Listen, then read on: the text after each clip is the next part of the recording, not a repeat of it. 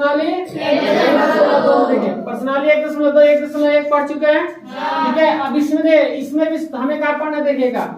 इसमें क्या रहेगा, पहला क्वेश्चन, नीचे दिए गए कथन सत्य है या असत्य, कारण के साथ अपने उत्तर दीजिए। जो कथन दिया है ये सत्य है या असत्य, मतलब सही है या गलत, ये हमें क्या करना है, बताना है। और कारण भी बताना है, काहे सही है और काहे गलत है। ठीक है, ये हमें क्या करना है, आंसर इसका बताना है। देखिए क्वेश्चन है पहला क्वेश्चन है, प्रत्येक अपरिमेय संख्या एक वास्तविक संख्या होती है। जितना अपरिमेय संख्या है एक वास्तविक संख्या होता है या नहीं, सत्य है क्या असत्य, बताइए। सत्य है। हमें पता है कि वास्तविक संख्या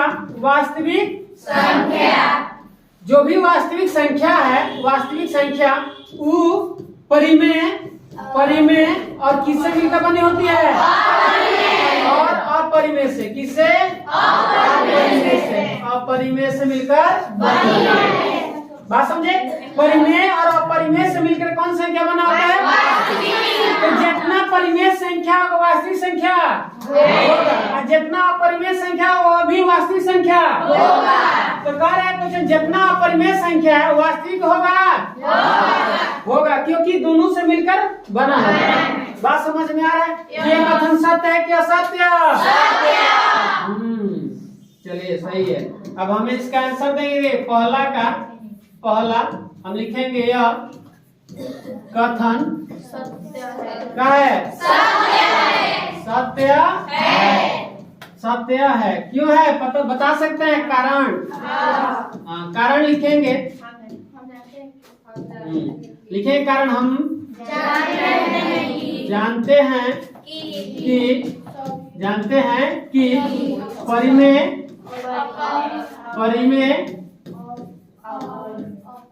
और अपरिमेय संख्या से, परिमेय और अपरिमेय संख्या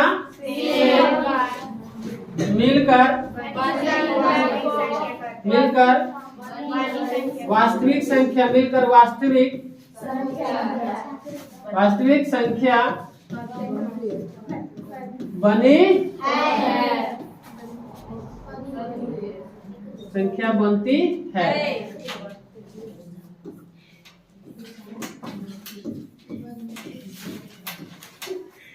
भाषण में ये भी लिख सकते हैं, या आप ऐसा लिख सकते हैं कि परिमेय और अपरिमेय, ठीक है, संख्या का जितना भी संग्रह है, सदस्य है, वो किसमें मिलता है जी, वास्तविक संख्या। मतलब अपरिमेय संख्या जितना सदस्य है वो किसमें मिलेगा, वास्तविक संख्या मिलेगा। तो उसे क्या बोलेंगे हम, ये वास्तविक संख्या बोलेंगे।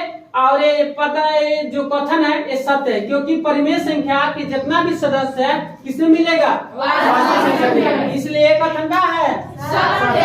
समझ में आ गया? चलिए दूसरा देखें, बोले दूसरा कथन आपका कह रहा है। देखिए दूसरा कथन कह रहा है, देखिए संख्या रेखा का प्रत्येक बिंदु, संख्या रेखा का प्रत्येक बिंदु रूट एम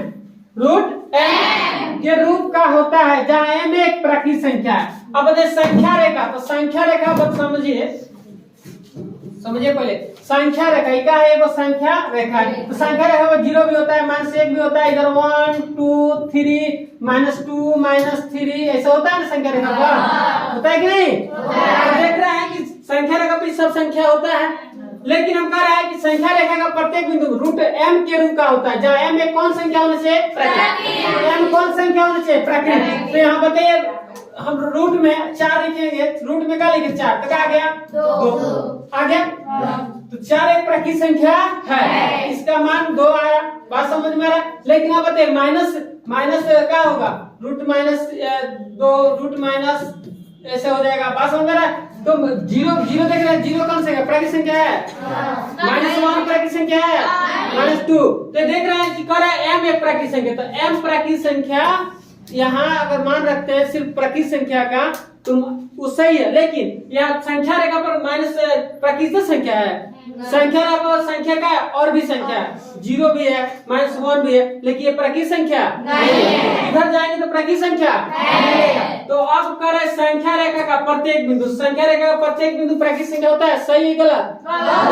सही नहीं है, क्योंकि संख्या रेखा पता है, संख्या रेखा है, इस पर जो बिंदु देख रहे हैं बिंदु ये क्या हो रहा है, प्राकृत संख्या भी हो रहा है, पूर्ण संख्या भी हो रहा है और पूर्णांक भी हो रहा है, माइनस में और प्लस में भी हो रहा है। बात समझे? इसलिए संख्या रहेगा सब बिंदु प्राकृत संख्या नहीं है। प्राकृत संख्या किसे कहेंगे? जो एक से लेके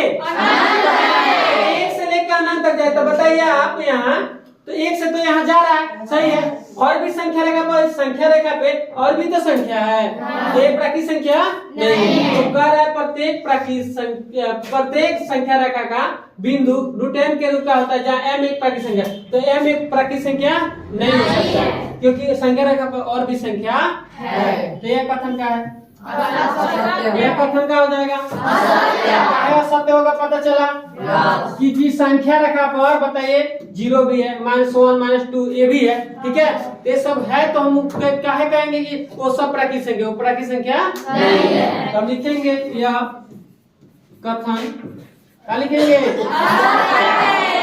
असत्य, असत्य है। कारण देंगे, कारण लिखेंगे ना जी। हम सब एक जैसा लिखवा रहे, आपको याद करने में क्या रहेगा? ठीक रहेगा। हम जानते हैं, हम ही जानते हैं, आप नहीं जानते हैं। हम जानते हैं कि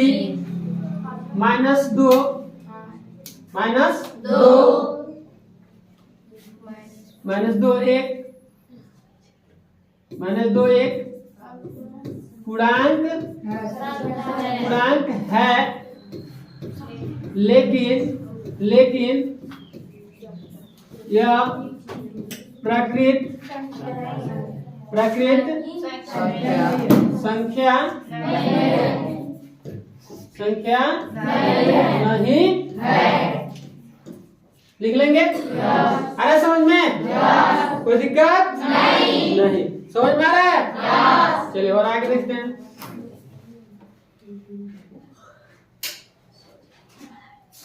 अब कौन बचा है जी? तीसरा। लिख लेंगे?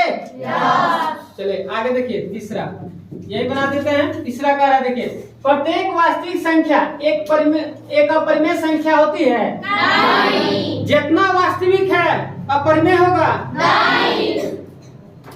क्यों नहीं होगा? क्योंकि उसमें क्या होता है, परिमेय भी रहता है, अपरिमेय भी रहता है, दोनों रहता है ना जी। वही कहता है कि जितना वास्तविक है परिमेय और अपरिमेय संख्या होती है, तो सही है।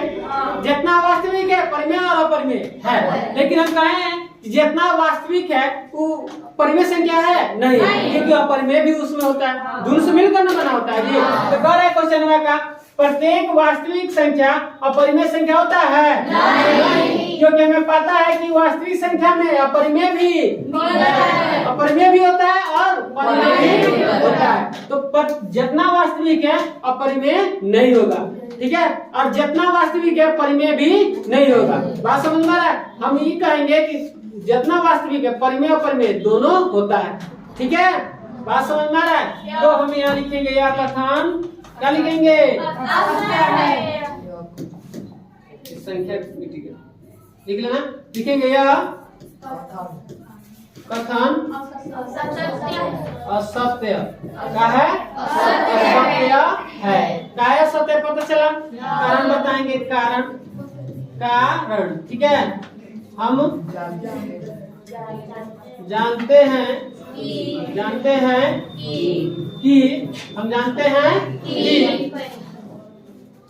हैं कि परिमेय और अपरिमेय संख्या, परिमेय और अपरिमेय संख्या से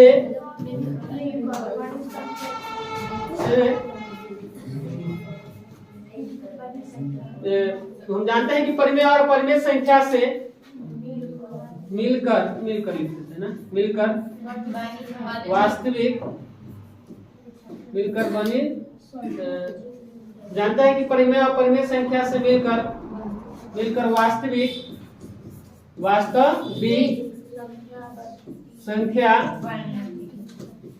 संख्या बनी होती है।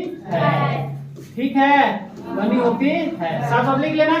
आगे समझो, कोई दिक्कत नहीं? चलिए, कोई दिक्कत नहीं ना है? नहीं।